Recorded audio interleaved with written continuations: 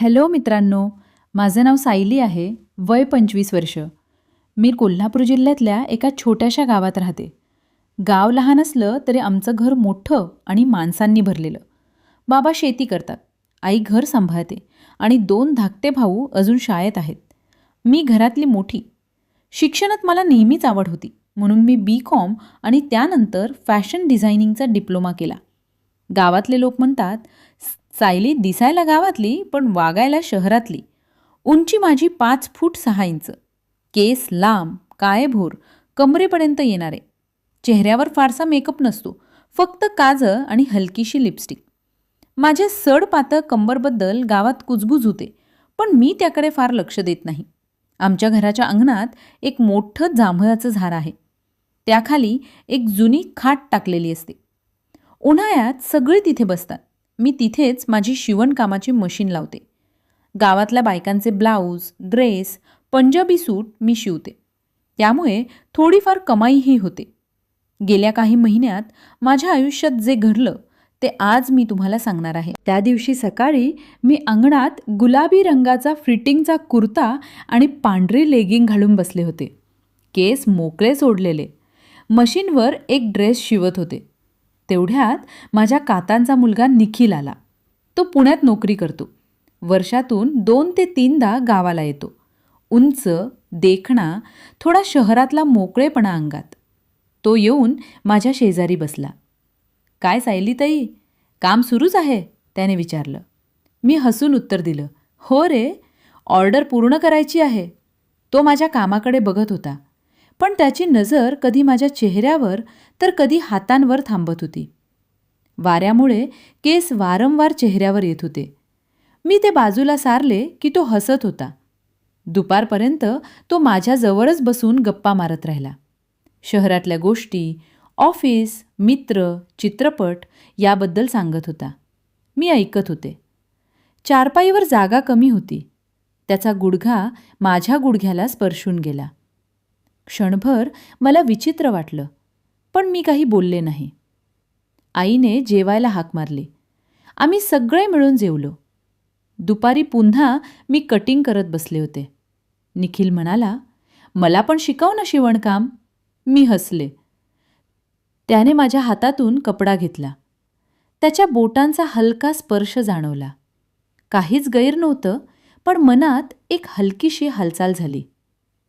संध्याकाळी अंघोळ करून मी निळा हलका कुर्ता घातला. केस अजून ओले होते. अंगणात बसून केस पुसत होते. निखिल पुन्हा आला. तुझे केस खूप छान आहेत, असं म्हणत तो जवळ बसला. गंमत म्हणून म्हणाला, तेल लावून देऊ का? मी हसून टाळलं, पण त्याच्या नजरेत एक वेगळाच भाव होता. दिवस असेच जात राहिले. तो कधी माझ्या कामाचं कौतुक करायचा, कधी माझ्या मेहनतीबद्दल बोलायचा. कधीकधी तो अगदी जवळ बसायचा. त्याचा हात माझ्या पाठीला हलका स्पर्श करून जायचा. मला कळत होतं की काहीतरी बदलतंय, पण शब्दात मांडता येत नव्हतं. एकदा तर त्याने माझ्या मागे बसून माझे केस विंचरले. त्याच्या बोटांचा स्पर्श डोक्यावर फिरताना मला गूढ शांतता वाटत होती, पण मनात धडधडही वाढत होती. रात्री झोपताना त्याच्या नजरा आठवत होत्या. मला वाटू लागलं की कदाचित त्याला मी आवडते. गावात दूरचं नातं असलं तरी लग्नासाठी काही अडचण नसती. माझ्या मनाने अनेक चित्र रंगवायला सुरुवात केली. एक संध्याकाळ अशीच चांदण्यांनी भरलेली होती. वीज नव्हती. मी खाटेवर बसले होते. निखिल शेजारी. त्याने माझ्या पायातल्या पैंजणीकडे पाहून कौतुक केलं. हलक्या हाताने पायाला स्पर्श केला. मी थोडी दचकलो, पण काही बोलले नाही. क्षणभर वातावरणात एक वेगळीक होती, पण लगेच बाबांनी हाक मारली आणि तो उठून गेला. माझ्या मनात मात्र अनेक प्रश्न उभे राहिले. दुसऱ्या दिवशी निखिलला परत पुण्याला जायचं होतं. अंगणात बसून केस पुसत होते. निखिल पुन्हा आला. तुझे केस खूप छान आहेत, असं म्हणत तो जवळ बसला. गंमत म्हणून म्हणाला, तेल लावून देऊ का? मी हसून टाळलं, पण त्याच्या नजरेत एक वेगळाच भाव होता. दिवस असेच जात राहिले. तो कधी माझ्या कामाचं कौतुक करायचा, कधी माझ्या मेहनतीबद्दल बोलायचा. कधीकधी तो अगदी जवळ बसायचा. त्याचा हात माझ्या पाठीला हलका स्पर्श करून जायचा.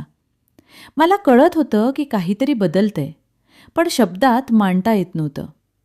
एकदा तर त्याने माझ्या मागे बसून माझे केस विंचरले. त्याच्या बोटांचा स्पर्श डोक्यावर फिरताना मला गूढ शांतता वाटत होती, पण मनात धडधडही वाढत होती. रात्री झोपताना त्याच्या नजरा आठवत होत्या. मला वाटू लागलं की कदाचित त्याला मी आवडते. गावात दूरचं नातं असलं तरी लग्नासाठी काही अडचण नसती. माझ्या मनाने अनेक चित्र रंगवायला सुरुवात केली. एक संध्याकाळ अशीच चांदण्यांनी भरलेली होती. वीज नव्हती. मी खाटेवर बसले होते. निखिल शेजारी. त्याने माझ्या पायातल्या पैंजणीकडे पाहून कौतुक केलं. हलक्या हाताने पायाला स्पर्श केला. मी थोडी दचकलो पण काही बोलले नाही. क्षणभर वातावरणात एक वेगळीक होती. पण लगेच बाबांनी हाक मारली आणि तो उठून गेला. माझ्या मनात मात्र अनेक प्रश्न उभे राहिले. दुसऱ्या दिवशी निखिलला परत पुण्याला जायचं होतं. अशाच कथांसाठी आपल्या चॅनलला नक्की सबस्क्राईब करा. धन्यवाद.